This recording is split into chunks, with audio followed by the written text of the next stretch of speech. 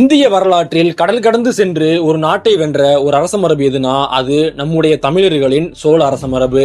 இந்திய வரலாற்றில் எந்த ஒரு மன்னருமே செய்யாத மிக பெரும் சாதனை செய்த அந்த ஒரு மன்னர் யாருன்னா அது முதலாம் ராஜேந்திர சோழன்.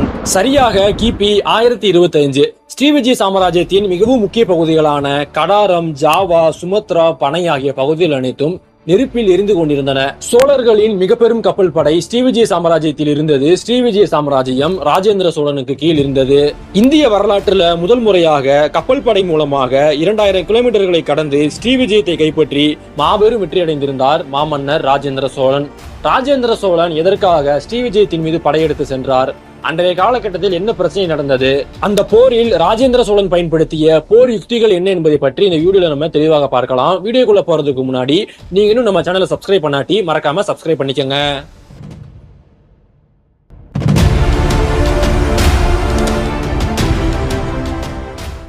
கிபி 9, 10, 11ஆம் நூற்றாண்டுல கிழக்காசிய பகுதிகளில் இருந்த மிகவும் முக்கியமான நாடுகள்னா அது கம்போடியா, கடாரம் மற்றும் ஸ்ரீவிஜயம் தான்.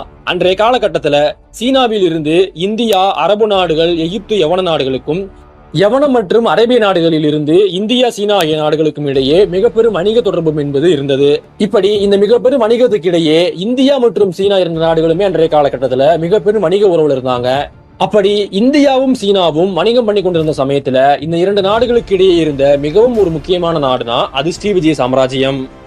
சோழ நாட்டில் இருந்து சீனாவிற்கு வணிகம் செல்லக்கூடிய நம்முடைய தமிழ் வணிகர்கள் அனைவருமே ஸ்ரீவிஜயத்தை கடந்து தான் போவாங்க. அதே சமயத்துல சீனாவில இருந்து சோழ நாட்டுக்கு வணிகம் பண்ண வரக்கூடிய சீன நாட்டு வணிகர்கள் அனைவருமே இந்த ஸ்ரீவிஜயத்தை கடந்து தான் வருவாங்க. இப்படி இரண்டு நாட்டு வணிகர்களுமே இந்த ஸ்ரீவிஜயத்தை கடந்து போறனால அந்த ஸ்ரீவிஜயம் என்பது அன்றைய காலகட்டத்துல மிகவும் முக்கியமான ஒரு வணிக தலமாக இருந்தது. வணிகத்தின் மூலமாக அவங்க அதிக லாபமும் பார்த்தாங்க. இந்த சமயத்துல இந்த ஸ்ரீவிஜய சாம்ராஜ்யம் என்பது சோழ பேரரசுடன் நெருங்கியும் இருந்தது. சோழ மன்னர்களும் ஸ்ரீவிஜய மன்னர்களும் நெருங்கி நட்புறவுல இருந்தாங்க. இந்த நட்புக்கு அடையாளமாகத்தான் கிபி 1006ல ஸ்ரீவிஜய மன்னரான மார விஜய துங்கவர்மன் என்பவர் நாகப்பட்டினத்துல ஒரு புத்தர் சிலையுமே கட்டி கொடுத்திருப்பாரு. இப்படி இரண்டு நாடுகளுமே அன்றைய காலகட்டத்துல நெருங்கிய ஒரு நல்ல நட்புறவுல இருந்தாங்க. இப்படி எல்லாமே நல்லா போயிட்டு இருந்த சமயத்துல தான் ஒரு மிக பெரும் பிரச்சனை வெடித்தது. கிழக்காசிய பகுதியில் இருந்த மிகவும் முக்கியமான 3 நாடுகள்னா கம்போடியா, கடாரம் மற்றும் ஸ்ரீவிஜயம். இதுல கம்போடியாவுக்கும் கடாரத்திற்கும் இடையே சிறு சிறு மோதல்கள் ஏற்பட்டது. ஒரு கட்டத்துல இந்த மோதல்கள் என்பது மிக பெரும் போராகவும் மாறியது. அன்றைய காலகட்டத்துல கம்போடியா மன்னர்களுடன் சோழர்கள் மிகவும் நெருங்கி நட்புறவுல இருந்தாங்க. சோழர்களுக்கு முன்னாடி கம்போடியா மன்னர்கள் பல்லவர்கள் கூட நெருங்கி நட்புறவுல இருந்தாங்க. இப்படி தமிழர்கள் கூட அவங்க நெருங்கி நட்புறவுல இருந்த காரணத்தினால கடாரத்துடன் போர் ஏற்பட்ட பொழுது அவங்க நேரடியாக நம்முடைய சோழ மன்னர்கள்ட்ட வந்து உதவி கேட்டாங்க. சோழர்களும் அவங்களுக்கு உதவி பண்ணாங்க. இந்த சமயத்துல கடாரம் பகுதியை தம்பரலிங்க மன்னர்கள் ஆட்சி பண்ணாங்க. இந்த தம்பரலிங்க மன்னர்கள் வந்து கம்போடியா நாட்டு படைகளையும் சோழ நாட்டு படைகளையும் நம்மால எதிர்க்க முடியாது அப்படின்னு சொல்லிட்டு அவர் நேரடியாக போயிட்டு ஸ்ரீவிஜய மன்னர்கிட்ட உதவி கேட்கிறாரு. இன்றைய காலகட்டத்துல நம்முடைய சோழ பேரரசு எப்படி ஒரு மிக பெரும் அரசாக இருந்ததோ அதுபோல ஸ்ரீவிஜய அரசும் ஒரு மிக பெரும் பேரரசாக இருந்தது. அரேபிய பயணியான அல் மசூத் என்பவரின் குறிப்புகளின்படி ஸ்ரீவிஜய மன்னர்கள் 100க்கும் மேற்பட்ட தீவுகள் ஆட்சி பண்ணாங்க. அதே சமயத்துல ஸ்ரீவிஜய மன்னர்களிடம் ஏராளமான போர்க்கப்பல்களும் இருந்தது அப்படின்னு ஒரு பதிவு பண்ணியிருக்காரு. இப்படி அன்றைய காலகட்டத்துல ஸ்ரீவிஜய அரசும் ஒரு மிக பெரும் அரசாக இருந்தது. இந்த சமயத்துல கடார அரசர் வந்து நேரடியாக சென்று ஸ்ரீவிஜய அரசர்கிட்ட உதவி கேட்கிறாரு. ஆனால் அன்றைய காலகட்டத்துல ஸ்ரீவிஜய சாம்ராஜ்யமும் சோழ பேரரசும் நெருங்கி நட்புறவுல இருந்த காரணத்தினால ஸ்ரீவிஜய அரசு கடாரத்துக்கு உதவி பண்ணல.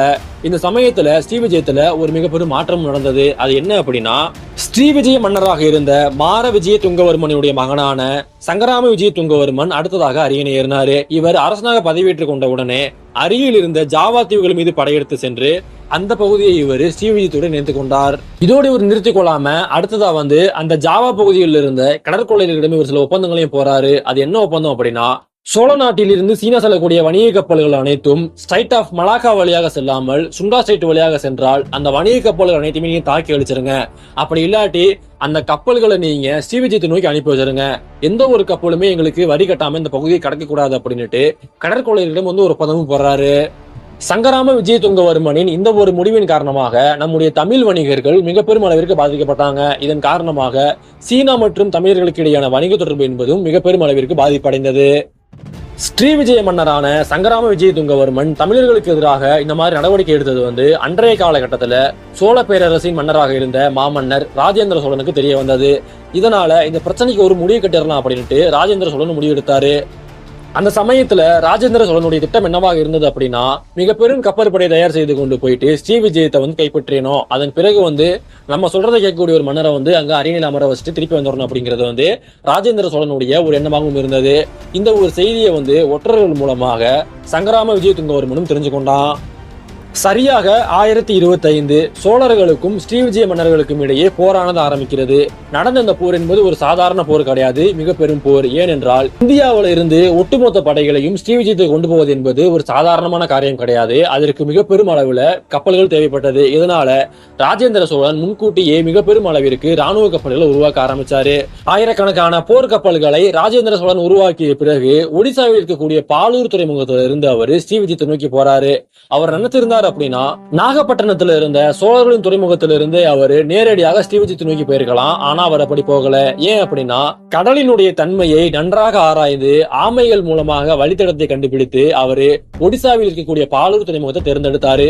அங்கிருந்து கப்பலை செலுத்தினா நம்மால எளிதாக வந்து ஸ்ரீவிஜயத்துக்கு போக முடியும் அப்படிங்கறத அவர் கண்டுபிடிச்சாரு. பாலூர் துறைமுகத்தில இருந்து ஆயிரக்கணக்கான கப்பல்கள், அதுல மொத்தமாக 40,000 படை வீரர்கள் இருந்தாங்க. 6,000க்கும் மேற்பட்ட யானைகள் இருந்தன. இப்படி ஒரு மிக பெரும் படையுடன் ஸ்ரீவிஜயத்தை கைப்பற்றி ஆகணும் அப்படின்னு சொல்லிட்டு ராஜேந்திர சோழன் இங்கிருந்து கிளம்புறாரு.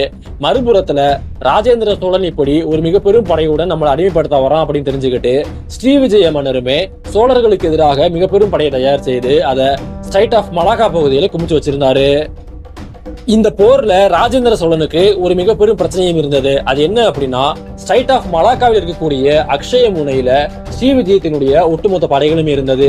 சோழர் படை நேரடியாக அந்த படைகள் மீது தாக்குதல் நடத்தினால் சோழர்களுக்கு மிக பெரும் இழப்பு ஏற்படும். ஏனென்றால் ஒருபுறம் கடாரம், மறுபுறம் ஸ்ரீவிஜயம், இந்த இரண்டு நாடுகளுமே அந்த சமயத்துல சோழர்களுக்கு எதிரிகளாக இருந்தாங்க.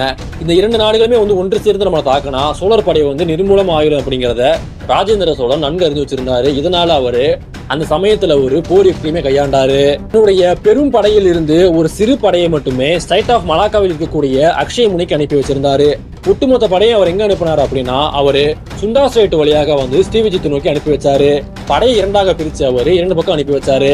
இந்த சமயத்துல ராஜேந்திர சோழனுடைய அடுத்த திட்டம் என்ன அப்படின்னா, அது சைமல்டேனியஸ் அட்டாக், அதாவது ஒரே நேரத்துல 13 இடங்களை தாக்கி அழிக்கணும் அப்படிங்கறத ராஜேந்திர சோழன் திட்டம் போட்டு வச்சிருந்தாரு. அதற்கு ஏற்ற மாதிரியே படையை வந்து இரண்டாக பிரிச்சு சிறு படையை மட்டுமே வந்து ஒரு பக்கமும் மிக பெரும் படையை ஸ்ரீவிஜயத்துக்குள்ள நேரடியாக அனுப்பி வச்சாரு. ஆனால் இந்த ஒரு செய்தி ஸ்ரீவிஜய மன்னருக்கு தெரியவில்லை. ஸ்ரீவிஜய மன்னர் எதிர்பார்த்த மாதிரியே சோழர்களுடைய கப்பல் படை ஸ்ட்ரைட் ஆஃப் மலாக்காவில் இருக்கக்கூடிய அக்ஷய முனைக்கு வந்தது. அந்த இடத்துல சோழர்களுக்கும் ஸ்ரீவிஜய படைகளுக்கும் இடையே அந்த பகுதியில போர் என்பது நடந்தது. மறுபுறத்துல ராஜேந்திர சோழன் தன்னுடைய மிக பெரும் படையை சுண்டா ஸ்ட்ரைட் வழியாக ஸ்ரீவிஜயத்துக்குள்ளேயே அனுப்பி சைமல்டேனியஸாக ஒரே நேரத்துல 13 இடங்களை தாக்கி அளிக்கிறாரு. இந்த ஒரு அதிரடி தாக்குதலை எதிர்பார்க்காத ஸ்ரீவிஜய மன்னர் அந்த போர்ல மிக பெரும் தோல்வி அடைகிறாரு. சோழர்களினுடைய கப்பல் படை எளிதாக ஸ்ரீவிஜயத்தை கைப்பற்றுகிறது. ஸ்ரீவிஜயத்தை கைப்பற்றின சிறிது நேரத்திலேயே கடாரத்தையும் சோழர்களின் கப்பல் படை கைப்பற்றியது. மாமன்னர் ராஜேந்திர சோழனுடைய மிக சிறந்த போர் யுக்திகள் காரணமாக கடாரமும் ஸ்ரீவிஜயமும் ஒரே நேரத்துல ராஜேந்திர சோழனுக்கு கீழ் அடிபணிந்தது. இப்படி ராஜேந்திர சோழன் அன்றைய காலகட்டத்துல, அதாவது 1000 ஆண்டுகளுக்கு முன்பே கப்பல் படை மூலமாக ஒரு நாட்டை அடிமைப்படுத்திய காரணத்தினாலதான் அவருடைய வரலாறு இன்றுமே நிலைத்து நிற்கிறது. வரலாறு என்பது எப்பொழுதுமே வெற்றியடைந்தவர்களை மட்டும்தான் பேசுவோம். அதனாலதான் ராஜேந்திர சோழனுடைய வரலாறை இன்றளவும் இந்த உலகம் பேசிக் கொண்டும் இருக்கிறது. இந்த வீடியோ உங்களுக்கு பிடிச்சிருந்தா லைக் பண்ணுங்க, ஷேர் பண்ணுங்க. உங்களுக்கு அடுத்து எந்த மாதிரி வீடியோ வேணுங்கிறத மறக்காம கமெண்ட் பண்ணுங்க. மேலும் இது போன்று பல பதிவுகளுக்கு நம்ம சேனலை சப்ஸ்கிரைப் பண்ணிக்கோங்க. நன்றி.